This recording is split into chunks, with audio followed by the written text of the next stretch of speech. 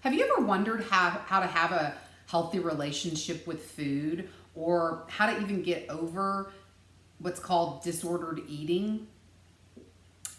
If you're curious to know more, then stick around, because that's what we're going to be talking about in this episode of Live Free TV. If we haven't met before, I'm Emily Quisenberry, and I help women learn how to live free from the lure of food, negative body image, comparison, and the power of the scale, so they live more fully into the woman that God created them to be. If you're new here, consider subscribing. I actually put out a free training and resource each and every week to help you experience more freedom in your life. So do you ever wonder why you struggle with food? And do you ever just want to be free from being a slave to what you eat, or fear losing control ever again? I get it. I've actually lived that for many, many years. My disordered relationship with food began when I was about 10 years old. And I did not know at that time that there was a name for the struggle that I had, because you see, I didn't have anorexia and I didn't have bulimia.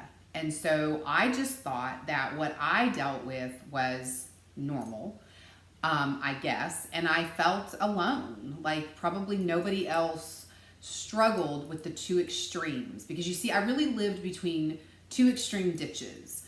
The ditch of restriction and really putting a lot of emphasis on good and bad food and what I ate and what was acceptable and what wasn't acceptable.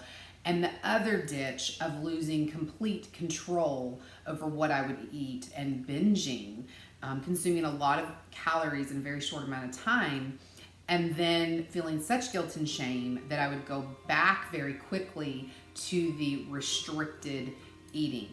And that cycle perpetuated in my life for many, many years, mainly because I was too embarrassed to admit that I had this struggle, and really did feel like I was alone and nobody else would understand how I felt. God has shown me in my journey that that is so far from the truth. And over the past 10 years or so, He's been unwinding and unraveling me from this pattern, from this unhealthy relationship, from this being a slave to what I eat, and the binging that would come after the restrictive eating. And I don't know if that resonates with you at all, but God has shown me some truth recently that I believe could really be helpful for you. Recently, God has given me two verses that have really started to change the way that I think about this unhealthy relationship that I have with food, and about the ability that is available, and the freedom that's available to me to overcome this disordered eating, specifically binge eating. And the first verse is 1 Corinthians 6:12. And it says, "Everything is permissible for me, but not everything is beneficial. Everything is permissible for me, but I will not be mastered by anything." And so as God has been continued to use this word over me, I have been meditating on it and really taking it. I know this wasn't written specifically about food, but I do know that God's word is applicable to every part of our life. And so when I look at food, the restrictions that I have placed on food have been from my own mind. They've been from maybe a diet or something that was ingrained in my way of thinking, that this was good and this was bad, and this was permissible and this was not. And so over the last several weeks, God's been showing me that when it comes to food, which is simply nutrition for life and growth, that all food is permissible. It is. But is it all beneficial for me, for Emily? And there's really only one way to know that, and that is to invite Him in to the process to show me what is beneficial for me and what is not. What works well in my body and makes me feel the best that I can possibly feel, and what doesn't. And I'm just going to be honest, this is a messy process because it is not a specific step-by-step diet or plan or somebody telling me this is what you should eat and this is how much you should have.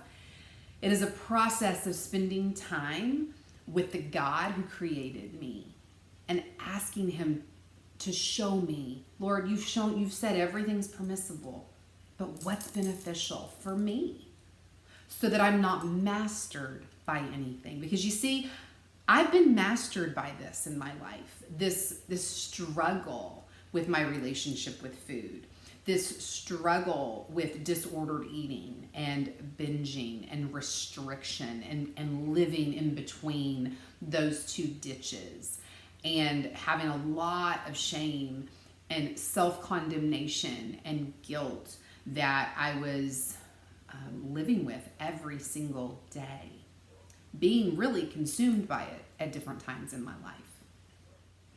The second verse or passage that God has used in my life is 1 Corinthians 13, 4 through 7. And if you want to hear more about this and you want to read more about this passage and kind of how God's been using it, go back to episode 1, how to stop hating your body and stop judging yourself by the number on the scale or the size of your jeans. But in this passage, this is the love chapter. And so many of us are familiar with it. And it says, love is patient and kind. Love is not jealous or boastful or proud or rude. It does not demand its own way. It's not irritable, and it keeps no record of wrong. It does not rejoice about injustice, but rejoices whenever the truth wins out. Love never gives up, never loses faith, is always hopeful, and endures through every circumstance. And what the Lord has shown me is that this love is the love that he has for me, right? It's patient, it's love he has for you. It's patient, it's kind, it's gentle. It doesn't keep a record of wrong. It's not boastful or proud. And that's the love that he tells me in his word. He tells me to love the Lord your God with all your heart, soul, mind, and strength, and to love your neighbor as yourself. Okay? So I'm to love the Lord that way, and I'm to love my neighbor as myself. Do I love myself that way? I can tell you that through this relationship with food, this unhealthy relationship with food, with this cycle of disordered eating and binge eating, that I have not been patient and kind with myself. I have kept a record of wrong against myself. I could be boastful and proud if I was keeping all the rules and doing exactly what I needed to do in the gym or, in what I was putting in my mouth. I could also go to the depths of beating myself up and continuing to hold that record of wrong and keeping it and continuing to go back to it. And that is not his plan for how he sees me or how he wants me to see myself. So I want to share a quick story with you. Recently, we had a really busy weekend with school activities and a dinner party that we were having at our house and just, house projects. I was actually moving my office from one place to another and still in the process of doing that. And I just had a very, very busy weekend and just work and doing all these different things that needed to get done. And we ended up having, some friends over.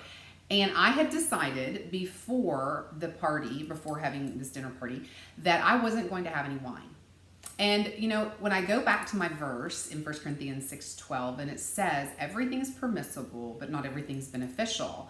So I was like, Lord, I know this is permissible for me, but is it beneficial? And because what I've noticed over the past several weeks is I've been tracking and just not tracking, but just noticing what's going on with my body. I noticed that I don't feel super after I drink wine. I get actually indigestion. It makes me not feel, have energy and have clear thinking. And I'm not even talking about being drunk. I'm just talking about the way it processes in my body. So I decided I wasn't going to have any wine. I did decide, however, that I was going to have some lemon pasta because, again, through this process of talking to the Lord about things being permissible but not beneficial, I've realized that, and because of my own genetic makeup, that I function better on a high fat, moderate protein, low carb diet. And that can get very rule oriented, very restrictive. And I found myself there in that ditch and almost gave up because it was in my own thinking. But I turned to the Lord and I surrendered my need for control in that area. And so for that night, for the dinner party, I decided that I wanted to have the pasta, and I felt good about that. I knew that I might pay a consequence, physically not feeling great after eating that, but I thought, you know what, I'm willing to pay the price. So finally, when dinner was ready, I was able to sit down kind of for the first time all weekend and just relax for a minute and eat and enjoy, and then, which I did, and then I had to actually share some hard, just something hard with these people that I cared about. And I shared the information and I didn't really get the response that I thought that I would get. And so the night ended, everybody left, I cleaned up, and I went to sit down again, kind of for the first time, just to totally chill. And I turned on the TV. And the very first thing that popped into my head was wine. And then ice cream that was in the freezer from dessert, and then the chocolate chip cookies that we'd had earlier, and the bread, and all of these things. And the next thing I knew, I was in the middle of a binge, consuming these calories, consuming this food. And when I awoke to the fact that I was doing this, I wish I could say I stopped immediately, but I didn't. When I finally did, my stomach hurt. I was so full. I started to feel really bad, not just physically, but emotionally, spiritually, mentally. And I turned off the TV and I went to bed. And I woke up the next morning. I had not slept well. I never do after a binge. Maybe you can relate to that. And I truly, when my alarm went off, I wanted to pull the covers back over my head and go back to sleep and to sleep the day away. And because I work from home, I have that choice to do. I'm not going into an office. But I actually talked to the Lord and just said, I asked him to forgive me for the choice that I made and to give me the strength to get up and to face the day. And I did. I got my daughter off to school. I started doing some work. I actually started preparing for this episode of Live Free TV. And I ended up going on a walk a little bit later. I spent time in the Word, and I went outside and was doing my Bible study. And during that time, God revealed two really important things to me that helped me to understand more fully what had happened the night before. Because you see, in years prior, I would have gone into a spiral of self-condemnation, of shame, of guilt that would have perpetuated the cycle. Because what I would have done is I would have restricted really, really hard to do better this time and hold it all together until I couldn't do it anymore. And then I would go to the other side and lose control and binge. And so this time, in talking to the Lord, inviting him into the process and really asking him to help me to see what happened the night before was instrumental in really bringing some clarity and some freedom to me. So it was during my time with the Lord that he did reveal these two ahas. The first was that weekend I had practiced no self-care. I had done nothing to take care of myself, body, soul, and spirit. I had worked. And that, for me and for you, is a recipe for disaster. God has told us to take care of this temple, to take care of our body, our soul, and our spirit. And he wants us to be still and to know him. He wants us to take that time. And by not doing that, I was directly disobedient to what he was calling me to. That was aha number one. Aha number two was the fact that I had to share some difficult information with some people that I cared about. And I didn't receive the response that I was hoping for. And because of that, in my own mind and the way I perceived it, I felt very judged. Whether I was or not, I don't know. I'm just saying how I perceived. And then my perception for this people pleaser made me feel like I had let them down, like I had disappointed them. And I don't like that. I don't like to I don't like to feel like I've disappointed somebody. And again, that is that broken part inside of me that God is continuing to peel back layers to heal. And so that was aha number two. And so it was a perfect setup for me on Sunday night to be searching for something to make me feel better for a moment. Because I'm going to be honest, it does for a minute.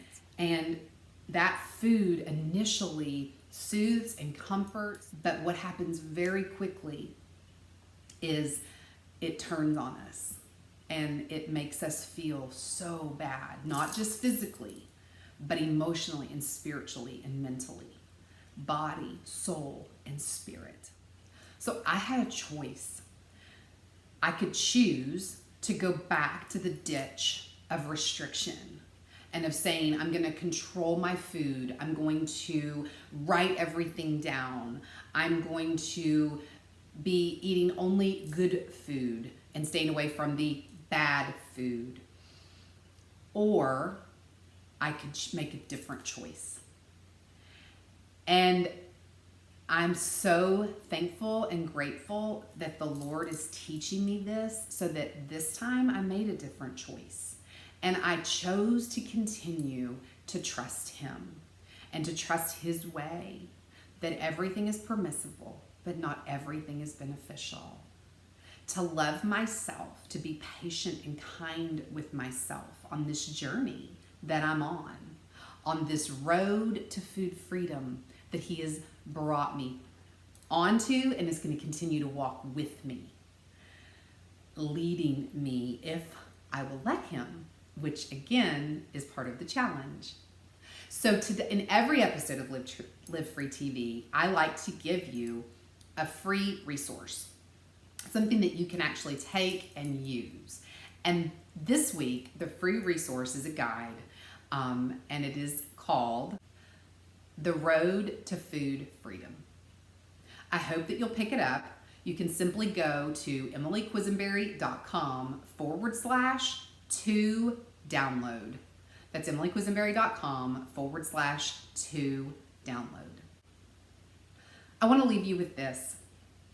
Living between those two ditches, the ditch of restriction and the ditch of losing control completely in a binge, is not the place to live. God calls us to a road, and it's the road to freedom.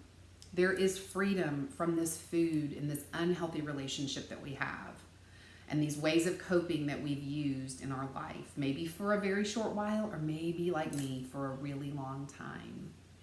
But the thing I want you to know is you are not alone. You are not. In Colossians 2:20-23, Paul says, you have died with Christ, and he has set you free from the spiritual powers of this world. So why do you keep on following the rules of this world, such as do not handle, do not taste, do not touch? Such rules are mere human teachings about things that deteriorate as we use them. These rules may seem wise because they require strong devotion, pious self-denial, and severe bodily discipline, but they provide no help in conquering our desires. And that's the truth. Those teachings, those restrictions, those beliefs that this is good and this is bad, that I have to be this certain way in my relationship with food in order to be okay. These coping mechanisms that we've used in our disordered eating and our binge eating and our overeating, our compulsive eating, those are all a setup for God to take us from those ditches of restriction and losing control and to put us on the road to food freedom. In every episode of Live Free TV, I like to equip you with a powerful free resource that can really help you take what the teaching is about and put it into action in your own life.